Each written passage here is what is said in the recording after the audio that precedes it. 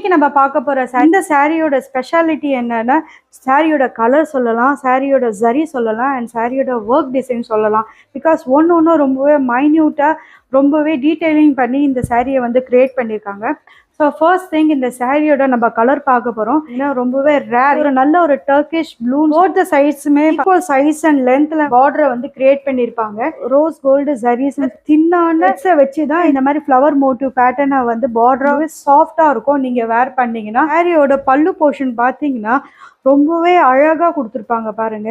Rose gold டச்அப்ல self கலர்ல அந்த Turkish ப்ளூவே வச்சு பேஸாக வச்சு ரெண்டு சைட்லையுமே அந்த பார்டரை வந்து ரொம்பவே ஹைலைட் பண்ணியிருப்பாங்க. ஒரு ரோஸ் கோல்டில் மீனாக்காரி டிசைன்ஸ் வந்து பல்லு அண்ட் பாடி போர்ஷன்ல வந்து ப்ரொவைட் பண்ணியிருப்பாங்க. ஹேண்ட்லேயே தான் வந்து பண்ணியிருக்காங்க, மிஷினோட சப்போர்ட் இல்லாமல். இந்த சாரீ எந்த அளவுக்கு ரொம்பவே லைட் வெயிட்டாக இருக்கோ அந்த அளவுக்கு டிரான்ஸ்பரன்சி லெவல் வந்து ரொம்பவே கம்மியாக தான் இருக்கும். இதோட எண்டில் பார்த்தீங்கன்னா இந்த மாதிரி அழகான டாசல்ஸ் வச்சு ஃபினிஷ் பண்ணியிருக்காங்க. ஸோ இந்த சாரியோட லுக்கே ரொம்பவே அழகாக காட்டுது. சாரியோட ப்ளவுஸ் போர்ஷன் பார்த்தீங்கன்னா சாரியோடவே ரன்னிங்லேயே ப்ரொவைட் பண்ணியிருக்கு.